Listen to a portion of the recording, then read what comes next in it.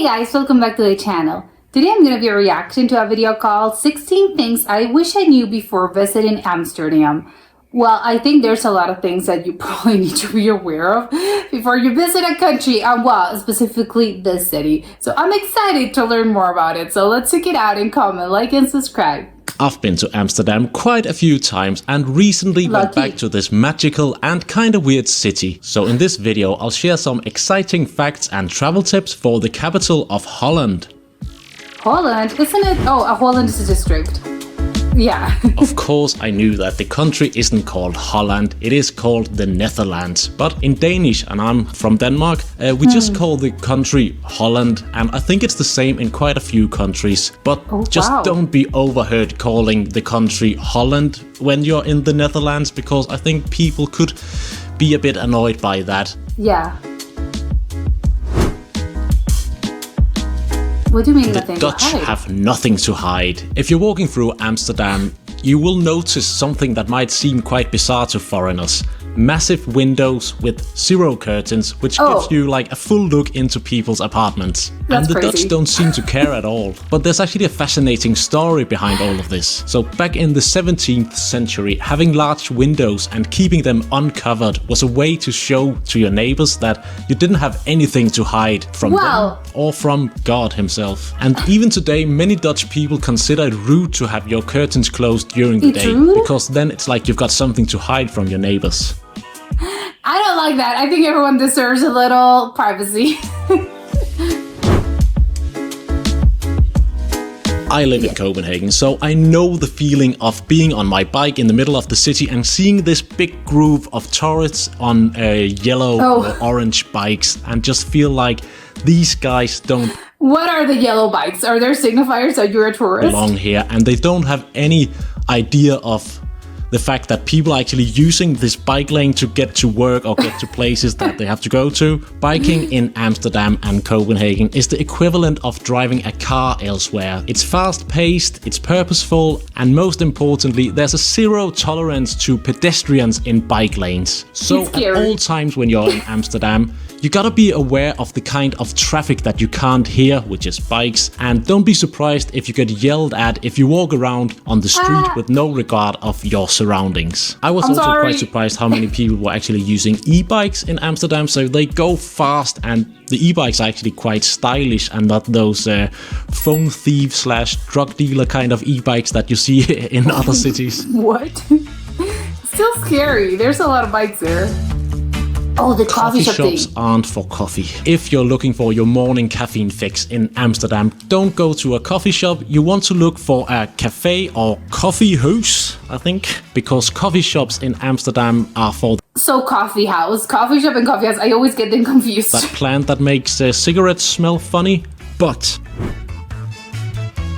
it's not legal? Wait, yes, what? The green plant is legal in the designated coffee shops in Amsterdam, but lighting up in public or even in a park can actually get you a fine. It does smell quite funny all over Amsterdam. And on my last trip, I did see and smell loads of funny looking cigarettes in the streets. I think the police are probably turning a blind eye to just if you're a bloke sitting on a bench on your own, just smoking a funny cigarette, then they'll probably be all right with that. But if you're a group of, lads coming to Amsterdam, you're drunk, you're making a scene on the street, and you're smoking, then I'm pretty sure you'll get a fine. Makes sense. You're literally disrupting the public.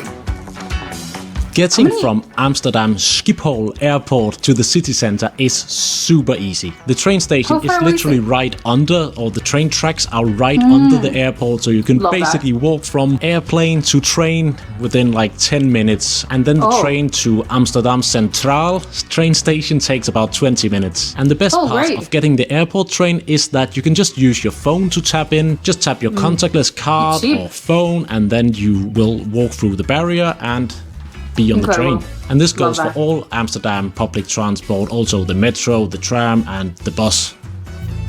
Oh my god, that's a lot of beer. Amsterdam is practically a cashless city. You can pay for almost everything with your card or your phone, from tram rides, as I just said, Incredible. to tiny stalls that sell stroopwafels. I think the Dutch were pretty early adapters of contactless payments, and they actually have one of the highest rates of cashless transactions in Europe. So don't bother. I love that, because who needs cash in this day and age? Everyone has a card, or it's in your phone. You do the contactless thing. It's whatever. I love that. Taking out euros, just use your phone or your card anywhere. That's the future. Oh, because they're Amsterdam's crowded, top attractions like the Anne Frank House, the Rijksmuseum, and the Van Gogh Museum are super popular, and tickets often sell out weeks in advance. For example, the Anne Frank House has been a museum since 1960, and more than 1.2 million people visit it annually. And like, it's just a tiny house by the canal, so imagine if people were actually stood in line there. That would be pretty crazy. So make sure you pre-book your tickets for those famous things that you want to do in Amsterdam. Yeah, makes sense. Everyone wants to go, not just you. It's tiny. How tiny To show it you is. how tiny Amsterdam, or the city center, actually is, let me just throw up this Google map. It shows a walk from the central station and out to the famous 9 Streets, which is one of the nicest areas of town, and one that you definitely will want to visit. It's only like a 20-minute walk, as you can see, and that kind of gives you an overview of how small. Wait, it's just 9 streets? I thought it was just, it's just the main part. It's just 9 streets in 20 minutes. That's it? Amsterdam city center actually is. So my tip here is that instead of acting like 95% of tourists who are coming to Amsterdam who will only ever visit the city center, you really should go out to areas like Jordaan and De Pijp. And check out my other Amsterdam video if you want to see some of my favorite parts of the city. It's crazy. That's really small. Next level is commonly Forget raining. everything you know about weather forecasts. Amsterdam's weather definitely has a mind of its own, and the Dutch have this saying that if you don't like the weather, wait 5 minutes, and I feel like that sums up Amsterdam's weather quite well. Amsterdam actually gets over 200 days of rain every year, but it's usually light rain that comes and goes quite quickly, so do as the locals and wear layers, and always have a light jacket with you. And also just be ready to head into the nearest nice little cafe or pub, because there are loads all over Amsterdam. Yeah. And we would just be drunk, just having a beer while waiting for the rain to pass. Those dreamy tulip fields that you see on Instagram, they are not in Amsterdam actually. They are out in an area called Keukenhof, so you can go on a day trip out there, but just know that you're not gonna stumble upon a little cute tulip field in the city center of Amsterdam. Well, makes sense, I guess. You don't have fields, it's a city. Amsterdam's tap water is some of the cleanest in the world, so you can just open up, drink, and have a good time. Well, it's water.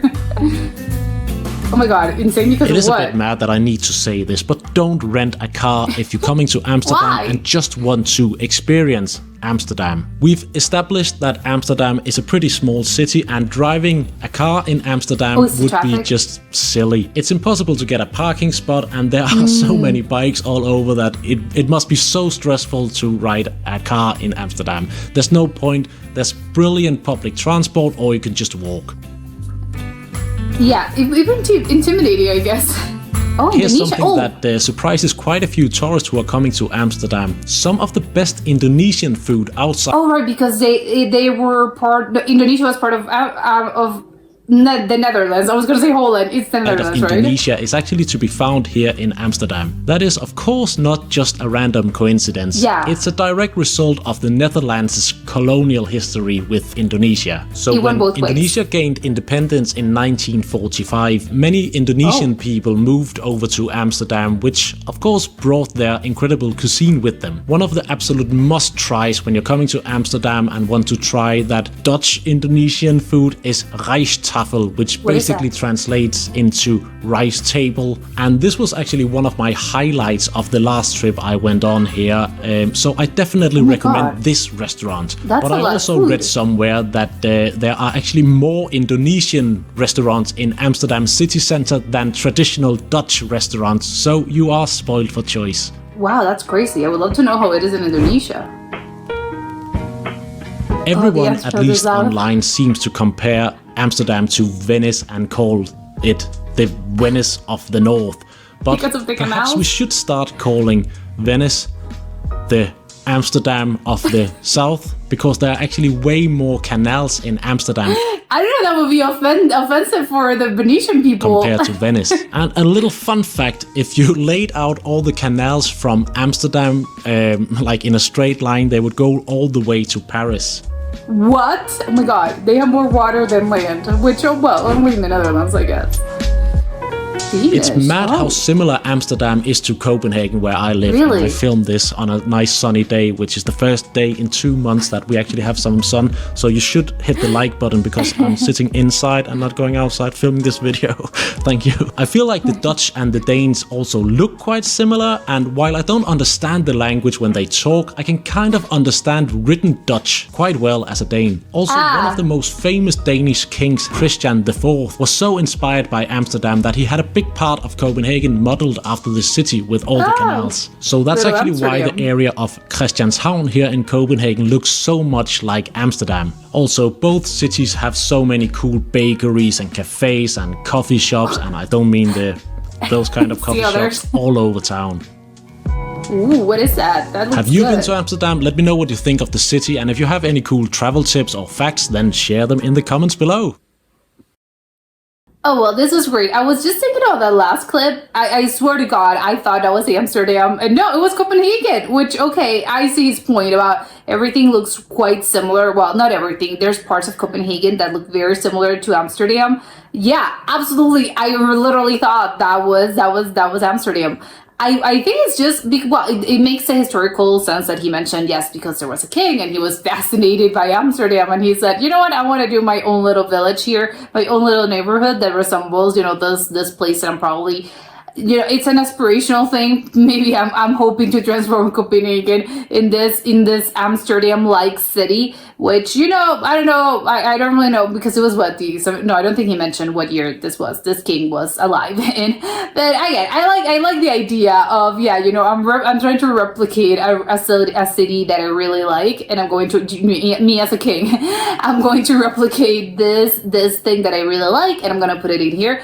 I've never heard of Little Amsterdam before, because I think usually in neighborhoods it's more, I think, all over the world. I guess I'm going to say in Europe, I think it's the same.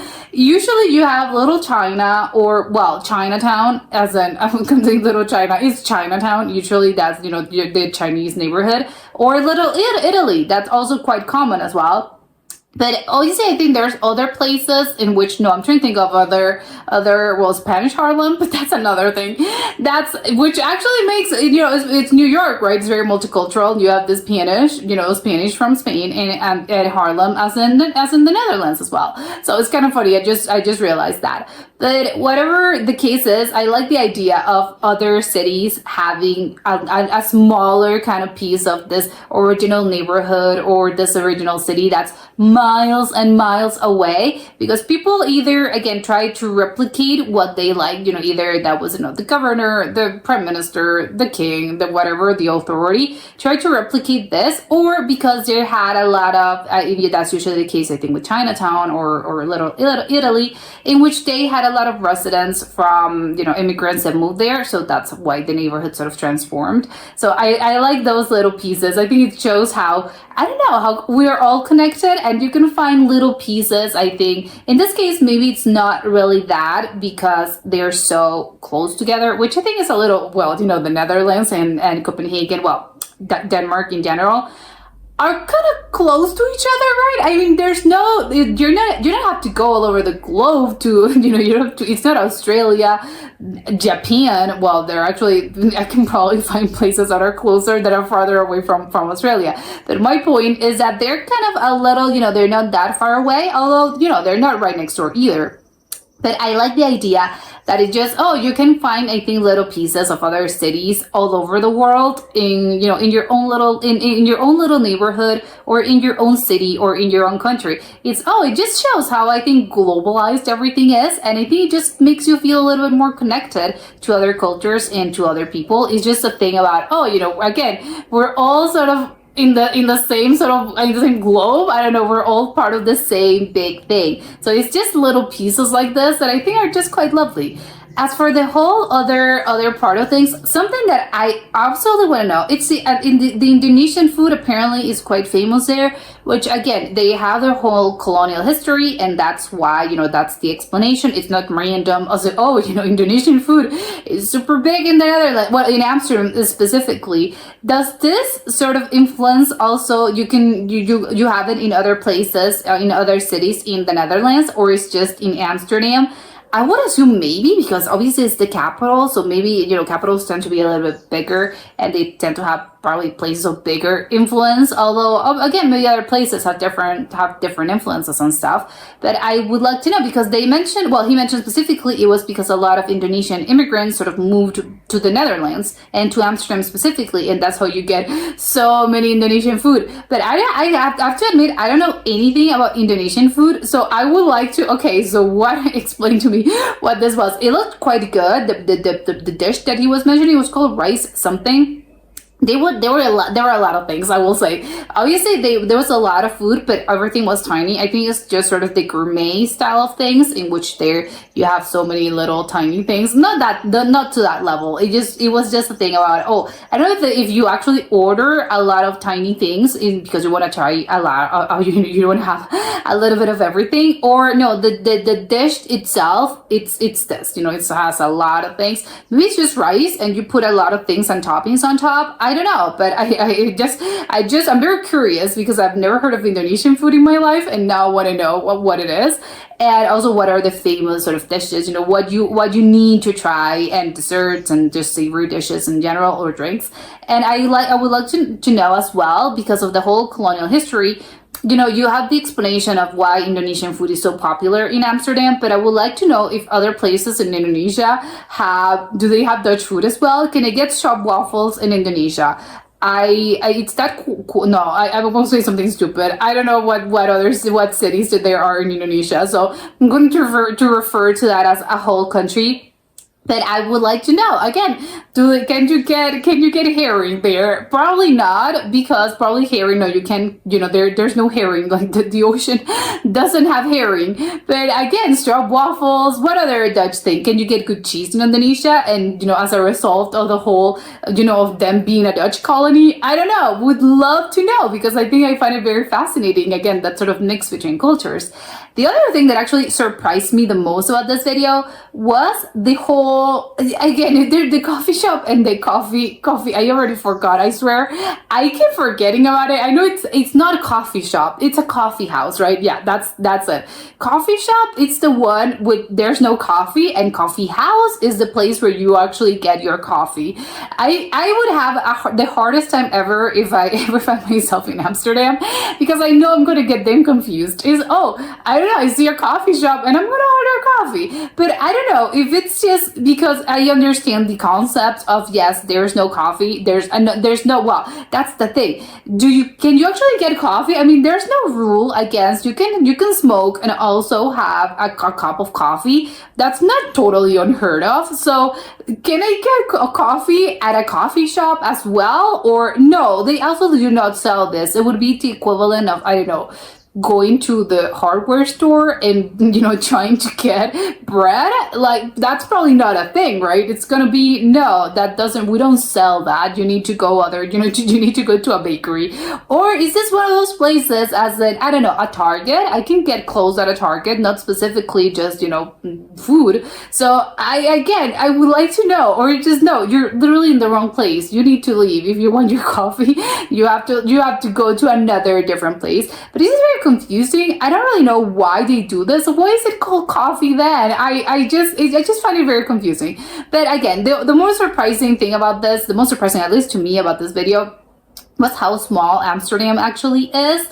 I knew it was, because the Netherlands, I don't think they're known for being a really huge country. I think it's normal. Yes, they're small. But I don't know, Amsterdam is tiny. It's just, Amsterdam's tiny. Yeah, sure, how tiny it is. No, it's really tiny. Only 9 streets. That's crazy. It's just, okay, that's just 9 streets. You can get, like you mentioned, it's just 20 minutes. It's a 20-minute walk, and that's it. It's okay, Amsterdam, finished, I'm done. No, it's insane how small that city actually is. I'm gonna be, how many people live there? How many people are visiting? It's gonna be super crowded. It's only 9 streets. It's only, you can visit the whole thing in 20 minutes. I think I would be I'm now more shocked about the amount of people that live there, or people that visit, how many people are just, walking around the city every day, because it's tiny. So it must be super like this, every time you're walking, I'm just imagining being in this really crowded place as an, I don't know, Times Square or something. You're just constantly sort of elbowing people because you want to, hey, get out of here. And I cannot even imagine how crowded it is for the residents and how annoyed they must be with tourists, because like he said, yes, it happens with bikes as well. Obviously, people are just biking around. Tourists, apparently, if you have a yellow bike in Copenhagen, that's a signifier that you're a tourist. Maybe it's because those are the rented ones, and that's how of course, they're a tourist, because the residents have actual bikes, as in they own them. So they're not, obviously, they're just individual bikes. And probably the ones that you can rent are the yellow ones, and that's why people know, oh, they're a tourist. But like he said, obviously it's quite annoying, because you are trying, if you live in a place, obviously you're trying to get places, because this is your life. So you have to get to work, you have to go to class, you have to go live your life. But if you're a tourist, of course you're just, oh, beautiful, look at the side, look at this building. And of course people are going to be, it's like, get out of the way, please. And there's no lane. And I think I would be very intimidated by the whole concept of either, riding a bike, whether that is in Copenhagen or in Amsterdam. I wouldn't do it. I think I find it quite chaotic, in a way that it's not really the vibe. I'm visiting, I want to have a good time as a tourist. I would walk. I would be super honest. I'd walk, I'd go in the subway, I'd go in the bus. I'm not driving. I'm not either driving or riding a bike. I found them quite intimidating, both of them, because I know I don't want to get yelled at, tourists, because again, I'm trying not to be the annoying tourist, but I know that I'm going to be, want to check out the sites and stuff. So I think I'm not going to be that proficient at riding a bike, so I'm not gonna get yelled at. I'm sorry, you know what, I rather avoid that. I'll walk, that's it. And like he said, driving, either, because that's the other way. I would love to rent a car. I'm sorry, I really do I like the idea of driving, especially, I don't know, driving other places. I think it's really nice. However, of course, if you're in traffic and you're stuck in traffic, because like he said, the streets are also, I think, they're really tiny, and there's a lot of traffic, because obviously the city is quite congested. It's just very small. I don't think I would be, I wouldn't rent a car, because I find it quite chaotic. The same thing. You have pedestrians by the thousands, and you have bikes, you have a lot of bikes. I think it would be quite, not even intimidating. I think I would be frightened by the whole idea of driving a car here. There's rules, there's stuff, and then you have pedestrians, and you have the bikes coming from other different places, and I don't know, you're just gonna be, I have no idea, and all the signs and stuff. I wouldn't drive there, just because it's quite, oh my god, I'm not gonna have a good time. And the idea is for me to have a good time, because again, I'm visiting this lovely city. So absolutely, I will not. I agree with him. No, I'm not renting a car. I'm not even renting a bike. Not for me. But someone else has to do the driving, or I'll walk. I think walking is really nice. So, great piece of advice. Absolutely would take that. I would heed that advice. But that was it for today, and I'll see you next time. Bye.